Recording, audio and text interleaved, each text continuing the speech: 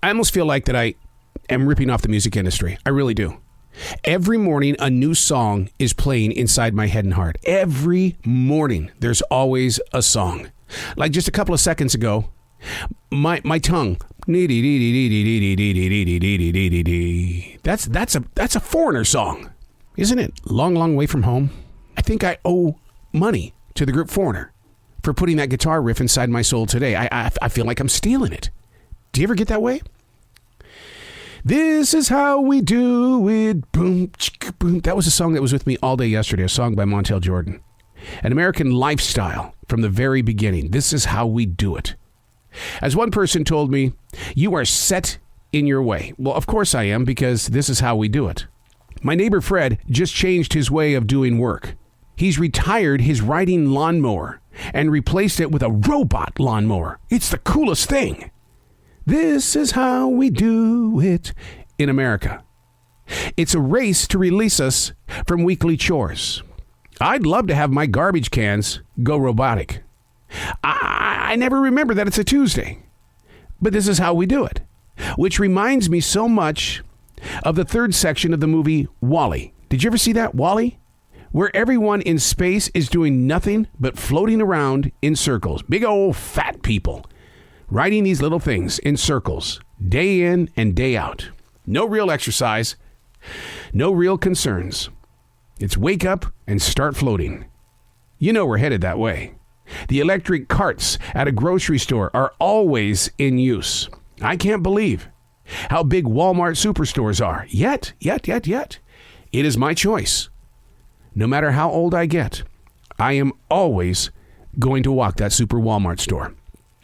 But I will say that I think Amazon has made every one of us extremely lazy. Hey, it's Arrow. This is The Daily Mess, a chronological walk through an everyday world. I am a daily writer. I look at life, and I believe that there is a story in every day that we are given. It is a gift. And to see things and to realize that they are just as genuine as your next breath. And then you become grateful and mindful. Because that next breath may not be there in a matter of minutes. God, that's too heavy. But this is The Daily Mess.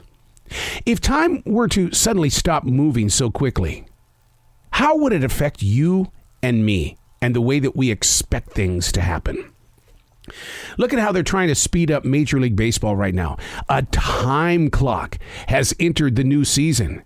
And those playing the game, oh my God, they're having a tough time readjusting their lives.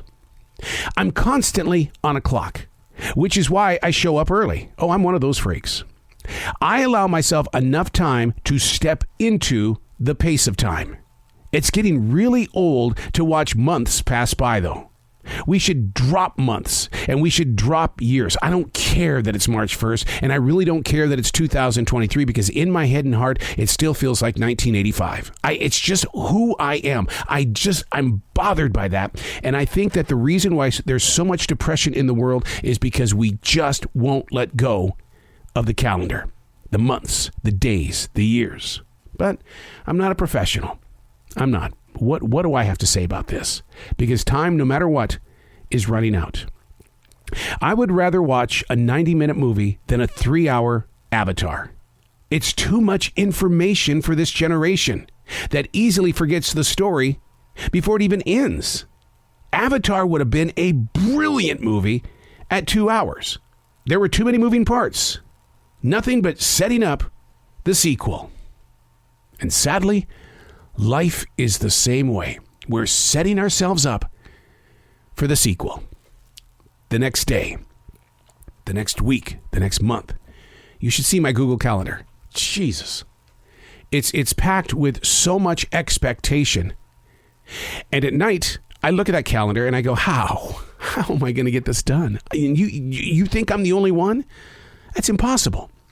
We have become these multitasking idiots that allow others to tell us how to do things, when it needs to be done, and more importantly, if you can't do it, I'll replace you. You're gone. What a threat, huh? Like I said, because of time, the calendar, the year, we have become this depressed generation because it seems like none of us are reaching our goals. We make the attempt. We give it our best. But there's always somebody on the sidelines going, not good enough. If time would suddenly stop moving, how quickly would it affect the way that we expect? Because we want to be fixed right now. I'll give you a good example. My wife just had hip replacement surgery just over 2 weeks ago. She's ready to rock right now. We put in 4 miles of walking yesterday on one of the greenways here in Charlotte. 4 miles. Who would have ever thought of that 10, 15 years ago? But she thinks that she's fixed now. No. The doctor told her. He says, give me 6 weeks. You've only been 2 weeks. Give me 6 weeks, and we'll get you back to a full recovery. You got to listen to those professionals. I'm not one.